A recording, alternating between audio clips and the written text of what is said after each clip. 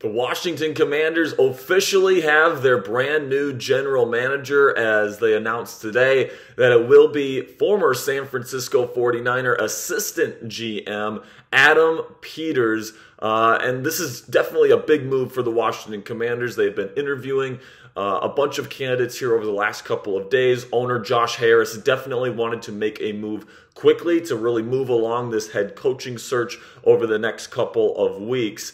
He brought in Bob Myers to help find the right GM and head coach. And right now it seems like Adam Peters is going to be the guy for the Washington Commanders. And honestly, guys, I couldn't be happier with this move. I'm going to tell you why I think this is the right move for the Washington Commanders on today's breaking news edition of the Commanders Report. Man, if you're watching this right now and you haven't watched our show before, we are usually in studio. We usually have graphics, all this different kind of stuff. But this is the type of breaking news on my off day that I got to get to you guys. And listen, man, this is the type of dedicated Commanders coverage that you're going to get right here from the Commanders Report by Chat Sports. Even if I'm on my day off, if breaking news hits, I'm going to get you guys a video, even if I have to do it from home. So go ahead right now, click that subscribe button. You're not going to find more dedicated Commanders coverage for free right here on YouTube. So click that subscribe button, because whenever that breaking news hits of when the Commanders hire their new head coach,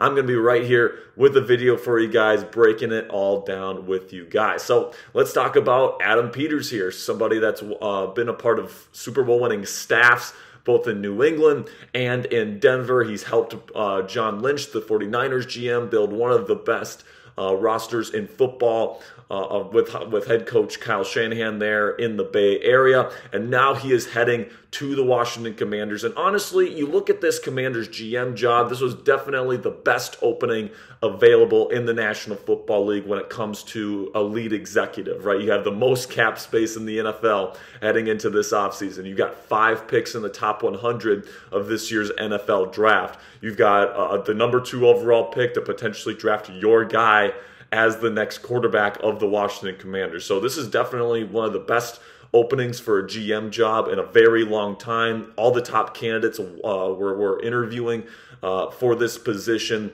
We learned yesterday that it was down to Ian Cunningham, assistant GM there in Chicago, and Adam Peters, the guy in San Francisco, and it ended up being Peters. And honestly, this was my number 1 guy that I wanted to go get. I think that San Francisco, the way that they've built that roster over the last several years, yes, they made a little bit of a mistake there, a little bit of a boo-boo, trading up for Trey Lance and trading as many picks as they did to go get him. But hey, when you get Brock Purdy at literally the last pick of the NFL draft, things kind of offset, right? And they've done a great job building that roster. With bringing in guys like Deebo Samuel, Brandon Ayuk, all the guys that they've brought in, Nick Bosa, just the way that they have really cultivated a winning culture and a winning way about them of building teams. I really do believe in the San Francisco 49ers model, and I believe that bringing that type of model in terms of team building here to the nation's capital is the right step here, the right first step in this process. It's the first step in a very long process that's going to really change the fortunes of this franchise over this offseason, in my opinion, right? You look at this offseason, first it's GM, next it's going to be head coach, then it's building a staff, then it's free agency, then it's the draft, and then training camp, preseason, all this different stuff leading up to the 2024 season here, where hopefully, with the new GM, new head coach, probably a new starting quarterback next year. Sorry to all the people that want Sam Howell out there, but it seems pretty likely they're going to draft a quarterback in the first round of this year's draft, especially with a new head coach coming in. And speaking of that head coaching vacancy and who the Commanders may be bringing in here with their new GM, Adam Peters, there's starting to be rumblings here that it could be Ben Johnson, the offensive coordinator of the Detroit Lions, the most coveted offensive mind, young offensive mind in the game of football over the last 2 off seasons. It's Jeremy Fowler has connected Ben Johnson to Adam Peters and the Washington Commanders job. And honestly, we talked about it in our Harbaugh video yesterday. This job is pretty, it's pretty attractive to some of these top head coaching candidates, because even though the Commanders have been bad and they've been mediocre as a franchise over the last 2 decades, the opportunities that are here in Washington, you just don't find all that often. Okay, you get the opportunity to draft your quarterback in this year's NFL draft with that number 2 overall pick. You have an opportunity to really mold this roster in your image with as much cap space as they're going to have, right? They have 5 picks in the top 100. So this is definitely, if you're a head coach, if you're a GM candidate, right, and you want to really mold an organization and a team in your image right away and not really be hamstrung with tough contracts or any of this different stuff, Washington was definitely a very attractive job to take. And because of that, Ben Johnson could be considering coming to the Washington Commanders. And listen, I've said on the show before, Ben Johnson probably going to go to the Los Angeles Chargers because that, the Justin Herbert thing. Like if you have Justin Herbert right there waiting for you, and not to mention guys like Derwin James and all the talented players that they have there in LA, I figured that Ben Johnson would probably be the favorite to go to the Chargers, but it seems like Harbaugh and the Chargers have mutual interests, and it seems like that deal could get done. So if you're Ben Johnson, if I was Ben Johnson, I'd probably want the Chargers job first, but then number 2, it's probably the Washington Commanders. So I really like that.